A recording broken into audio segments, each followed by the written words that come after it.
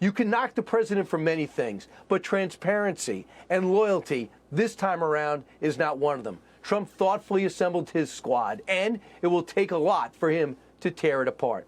Joining me now for his insight, a guy with a lot of insiders with the Trump administration, the host of the Hugh Hewitt Show, Hugh Hewitt. Hugh, what is the true story? Who are the Trump insiders, Hugh? The true story of legacy media is panicked. Brian, I loved your monologue, because a lot of what we've seen coming out of legacy media about President Trump, Vice President Vance, everybody on the team is simply not true. And they are avoiding real stories, because if you look forward and you make stuff up, you don't have to look backwards. For example, the scoops that came out this week in the book Fight about how absolutely infirm former President Biden was for much of his term. There are a lot of stories that aren't getting covered, aren't getting picked up. One, I hope we have a chance to get to, is Senator Grassley revealing the IG report about the 448,000 unaccompanied children who crossed over the border during the Biden years. That's a real story. We don't see anyone talking about that. You know what's amazing, Hugh? How many times do we see that video when the president decided that if you come across the border briefly, families were going to be separated because you committed a crime? That went on for, I think, 5 days, and they kept showing video of it. Joe Biden said, when I get into office, I'm going to find those families that were separated for that week. You know what? He never found the families, but he created 440,000 more separations, and we don't seem to care about those kids.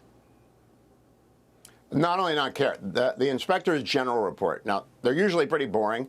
Inspector Generals were stood up in 1978. The law was amended in 2022. But there's a law that puts an IG in every department. The Department of Homeland Security's Inspector General came out with a report about the 4 years of Team Biden running the border and children. 448,000 unaccompanied minors are known to have crossed the border. Doesn't count for those that got away, we didn't see, we didn't touch. Of those, the Department of Homeland Security's IG admits we've lost 31,000 at a minimum.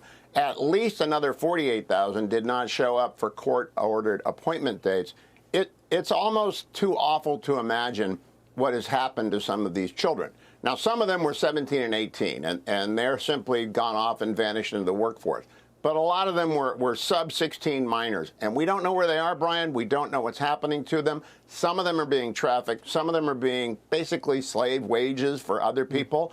And that's all on Team Biden. When J.D. Vance said in your monologue, we're down to zero now, it's almost zero because the word went forth from the White House, from the president and from his entire team, do not come across the border. And it stopped.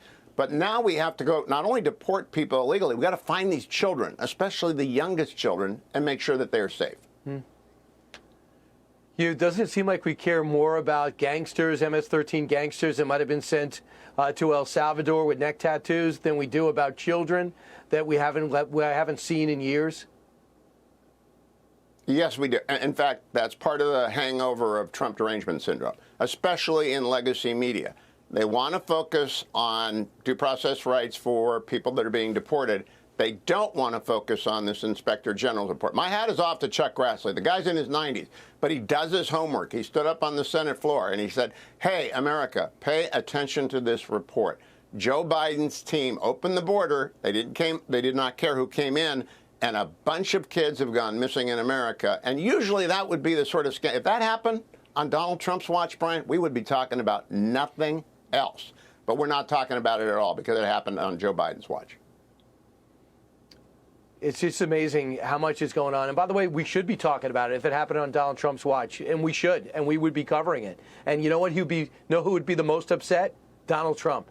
And then just to go full circle, then someone would get fired. Because if that happened under his watch, it would show total incompetence. And that's what we witnessed the four previous years. Trump's doing a lot at once, but one of the big successes is so far at the border and getting the criminals out who are in our country. Hugh Hewitt, always great to have you on. Thanks so much.